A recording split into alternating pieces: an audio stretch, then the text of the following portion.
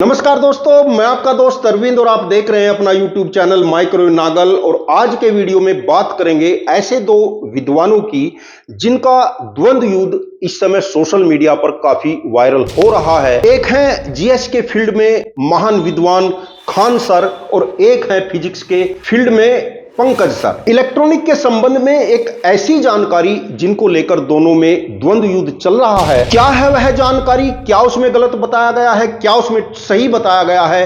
Khan sir सही हैं या पंकज सर सही हैं? बिना स्किप किए वीडियो को जरूर देखना, क्योंकि इसके पीछे का राज और सच्चाई भी आपको बताने वाले। दोस्तों, पहले आपको बताते हैं कि यह प्रकरण क्या है, क्यों दो विद्वानों में द्वंद्व छिड़ा हुआ है। इसके लिए बोर्ड पर मैंने एक डायग्राम बनाया है। तो मान लीजिए यह हमारा एमसीबी बॉक्स है, इसमें कई सारी एमसीबी लगी हुई हैं और एमसीबी में से दो वायर किसी कमरे में जा रहे हैं और उस कमरे में कोई बल्ब है। खान सर ने अपनी एक वीडियो में यह कहा है कि जब भी आपको अपने घर की वायरिंग ऑफ करनी है, कोई बल्ब ऑफ करना है या आपको कहीं बाहर जाना है, तो आपको एमसीबी ऑफ कर देनी चाहिए, जिससे इलेक्ट्रिसिटी का फ्लो आपके घर में वायरिंग में रुक जाएगा और आपकी बिजली का कंजप्शन कम होगा। खान सर की वीडियो का यह सार था, यह मेन बिंदु था। और खान सर के द्वारा दी गई इस जानकारी को पंकज सर ने चैलेंज किया है।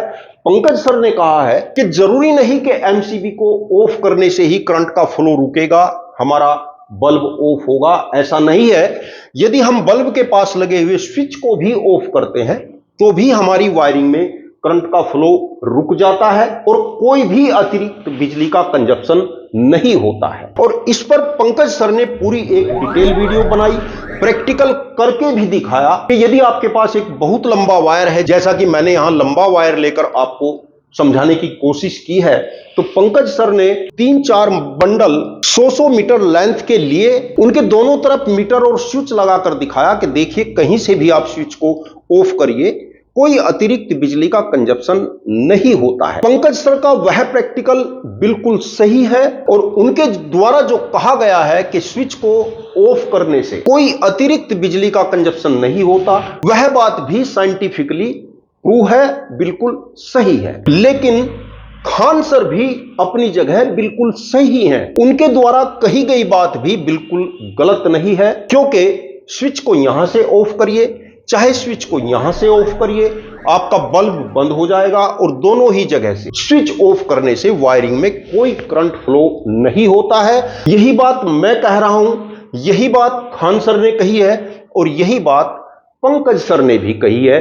फिर द्वंद्व कहां है? द्वंद्व केवल सोच का है, केवल समझने का है। गांव में कहावत होती है कि ज्ञानी ते ज्ञानी लड़े तो ज्ञान सवाया होए और मूर्ख ते मूर्ख लड़े तो लठ बजाया होए। तो क्योंकि यहां दोनों ज्ञानी लड़ रहे हैं, तो कम से कम इस लड़ाई से बहुत सारे व्यूअर, बहुत सारे यूजर को यह जानकारी जरूर हो गई कि स्विच को कहीं से भी बंद करें, करंट का फ्लो ऑफ हो जाता है। तो पंकज सर से मेरी रिक्वेस्ट है कि यदि खान सर की उनको यह बात गलत लगी जो उन्होंने कहा कि केवल एमसीबी बंद करने से ही वायर में करंट फ्लो बंद होता है, यह कोई गलत नहीं है। उन्होंने एक आम आदमी को समझाने के लिए यह बात कही है। अन्यथा खान सर एक सुलझे हुए एक विद्वान व्यक्ति हैं, उनको भी पता है कि स्विच यहां से बंद करिए या यहां से बंद करिए, दोनों का वर्क एक ही है और दोनों से एक समान ही कार्य होगा। लेकिन क्योंकि उनका चैनल बहुत बड़ा चैनल है, केवल पढ़ने वाले विद्यार्थी ही उनके चैनल को नहीं देखते हैं, खान सर के चैनल को हमारे जैसे आम व्यक्ति भी देखते हैं और एक आम व्यक्ति को एक सरल भाषा में समझाने का यह एक बहुत अच्छा तरीका था कि यदि आप अपने घर से कहीं बाहर जा रहे हैं तो आपको अपने मेन सप्लाई बोर्ड में जो एमसीबी लगी हैं उनको ऑफ कर देना चाहिए, जिससे हमारी वायरिंग में करंट का फ्लो नहीं होगा और हमारा बिजली का अतिरिक्त कंजप्शन नहीं होगा। और ऐसा करना भी चाहिए। जब भी हम अपने घर से कहीं बाहर जाते हैं तो बेशक हम अपने घर के सारे स्विच ऑफ कर लेते हैं, लेकिन उसके बाद भी हमें मेन बॉक्स में लगी हुई एमसीबी भी ऑफ कर देनी चाहिए, क्योंकि हमारे घर की वायरिंग में हमारे अप्लायंस के अलावा हमारे स्विच बोर्ड में इंडिकेटर लगे रहते हैं, या हमारी वायरिंग में कोई शॉर्ट है या वायरिंग कहीं पर टच है और हमारी एमसीबी ऑफ नहीं है, तो दिक्कत हो सकती है। तो खान सर ने एक सामान्य बात को एक सामान्य व्यक्ति को समझाने के लिए बिल्कुल ठीक कहा है कि कहीं बाहर जा रहे हैं तो एमसीबी को ऑफ करके जाना चाहिए। आम आदमी के हित के लिए, समाज के हित के लिए जब कोई अच्छा कार्य किया जाता है तो पुराने जमाने में लोग अक्सर उसको धर्म से जोड़ लेते थे। जैसे उदाहरण के लिए हम दिवाली का पर्व मनाते हैं और दिवाली के पर्व में हम दिए जलाते हैं, ढोल घंटे नगाड़े बजाते हैं, यज्ञ हवन करते हैं, सभी जगह घर के ऊपर नीचे बाहर दीप जलाकर वातावरण को प्रकाशमान करते हैं और दीपावली पर अपने घरों को साफ सफाई करते हैं, रंग रोगन भी कराते हैं। तो यह वैसे ही नहीं करते, यह कोई आम बात नहीं है, इसके पीछे एक साइंटिफिक रीजन है। जैसा आप देखते होंगे कि दिवाली से पहले सितंबर और अक्टूबर के महीने में बीमारियां बहुत भयंकर तरीके से फैल जाती हैं, क्योंकि बैक्टीरिया और वायरस के लिए सितंबर और अक्टूबर का जो महीना होता है यह अनुकूल मौसम होता है और वायरस और बैक्टीरिया विभिन्न तरीके की बीमारियां लेकर आते हैं। और आपने देखा भी होगा कि भयंकर बीमारियों के कारण इन 2 महीनों में मृत्यु दर बहुत ज्यादा बढ़ जाती है। बुखार का तो यह हाल होता है कि लगभग सभी व्यक्तियों को इन महीनों में बुखार आता है और यह अभी नहीं आता, यह पहले से चला आ रहा है। तो उस समय के जो ऋषि मुनि थे, वैद्य थे, वो उस समय भी इन वायरस और बैक्टीरिया के संबंध में उनको जानकारी थी। तो इससे निपटने के लिए उन्होंने एक दिन और एक ही समय निश्चित किया कि उसी दिन और उसी समय गांव हो या शहर हो, सभी लोग अपने अपने घरों में प्रकाश करेंगे, आवाजें करेंगे, ढोल नगाड़े बजाएंगे, हवन पूजन करेंगे। और जब पूरे गांव में यह कार्य एक साथ होता था तो बैक्टीरिया और वायरस रिमूव हो जाता था और लोगों को बीमारी से छुटकारा मिल जाता था। तो उस समय के वैज्ञानिकों ने, रिसर्चकर्ताओं ने, ऋषियों मुनियों ने इस बात को धर्म से जोड़ लिया, जिससे कि सभी लोग उस कार्य को एक समान रूप से एक ही दिन और एक ही समय कर सके और वातावरण से वायरस और बैक्टीरिया को खत्म किया जा सके। ऐसा ही किया खान सर ने कि एक सामान्य व्यक्ति को एक सामान्य सी बात कैसे समझाई जाए। तो उन्होंने एमसीबी ऑफ करने के साथ साथ एक बात जोड़ दी कि यदि एमसीबी ऑफ करेंगे तो हमारा अतिरिक्त बिजली का कंजप्शन नहीं होगा और बिजली का कंजप्शन नहीं होगा, यही बात आम व्यक्तियों पर इफेक्ट करेगी और बिजली का कंजप्शन नहीं होगा, इसीलिए लोग एमसीबी को ऑफ करेंगे। मामला मात्र इतना सा है, लेकिन क्योंकि पंकज सर फिजिक्स के विद्वान हैं तो उन्होंने इसको बहुत बारीकी से लिया और यह कहा और प्रैक्टिकल करके दिखाया भी कि देखिए मैं इस स्विच को यहां से ऑफ करता हूं तो देखिए वायरिंग में कोई करंट फ्लो नहीं होगा, बिल्कुल नहीं होगा।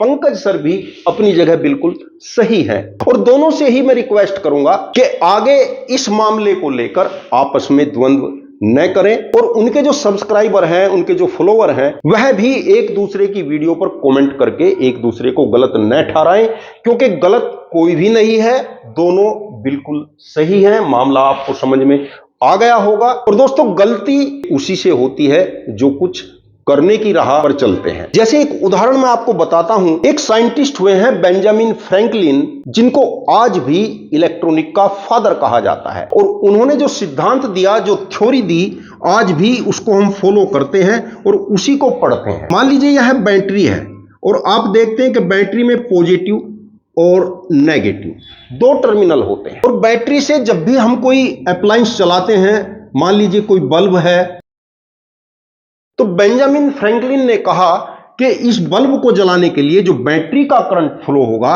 वह पॉजिटिव से नेगेटिव की तरफ होगा, यानी करंट पॉजिटिव चार्ज है और वह पॉजिटिव टर्मिनल से नेगेटिव टर्मिनल की ओर जाता है। और बेंजामिन फ्रैंकलिन के थ्योरी के सैकड़ों साल बाद एक साइंटिस्ट आए, जोसेफ थॉमसन, जिन्होंने बेंजामिन फ्रैंकलिन की इस थ्योरी को बिल्कुल गलत ठहराया। जोसेफ थॉमसन की थ्योरी के अनुसार करंट कुछ भी नहीं होता है, वायर में या उपकरण में केवल इलेक्ट्रॉन का फ्लो होता है और इलेक्ट्रॉन पर नेगेटिव चार्ज होता है और नेगेटिव चार्ज नेगेटिव की तरफ से पॉजिटिव की तरफ को जाता है। यानी जोसेफ थॉमसन ने कहा इलेक्ट्रॉन का फ्लो होता है और इलेक्ट्रॉन का फ्लो नेगेटिव की तरफ से पॉजिटिव की तरफ जाता है, यानी बेंजामिन फ्रैंकलिन का बिल्कुल उल्टा, जो कि सच्चाई है, रियलिटी है। करंट चाहे डीसी हो या करंट एसी हो, वायर में इलेक्ट्रॉन का फ्लो ही करंट होता है। और जोसेफ थॉमसन की इस थ्योरी के आ जाने से इलेक्ट्रॉनिक की दुनिया में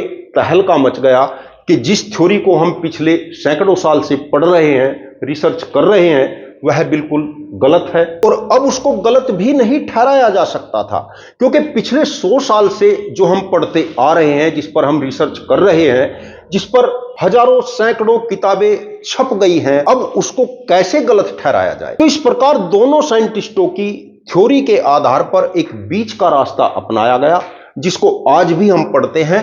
बीच का रास्ता यह था कि ठीक है, इलेक्ट्रॉन नेगेटिव की ओर से नेगेटिव चार्ज लेकर पॉजिटिव की ओर जाते हैं, लेकिन यह माना जाए कि करंट का फ्लो पॉजिटिव से नेगेटिव है। जो रिसर्च हो गई है, अब उनका क्या होगा उनको काटा नहीं जा सकता था। तो आज भी यह माना जाता है कि करंट का फ्लो पॉजिटिव से नेगेटिव की तरफ होता है और इलेक्ट्रॉन का फ्लो नेगेटिव से पॉजिटिव की तरफ होता है, और दोनों बातें मानी जाती हैं, कोई दिक्कत भी नहीं है। दोस्तों, मेरा दोनों ही विद्वानों से, खान सर से और पंकज सर से फिर से यही निवेदन है कि आप दोनों ठीक हैं, अब आगे इस प्रकरण को लेकर वीडियो न बनाएं, और मेरी कोशिश रहेगी कि आपस में दोनों विद्वान मिलकर या फोन पर वार्ता करके एक दूसरे को सही ठहराएं, न कि गलत ठहराएं। दोनों ही चैनल के जो व्यूअर इस वीडियो को देख रहे हैं, वह भी कमेंट करके दोनों विद्वानों से यही अपील करें। वीडियो अच्छा लगा हो तो लाइक कर देना, और चैनल को यदि अभी तक सब्सक्राइब नहीं किया तो प्लीज चैनल को सब्सक्राइब करके बेल आइकन का बटन जरूर दबा लेना। वीडियो देखने के लिए आपका बहुत बहुत धन्यवाद। नमस्कार दोस्तों।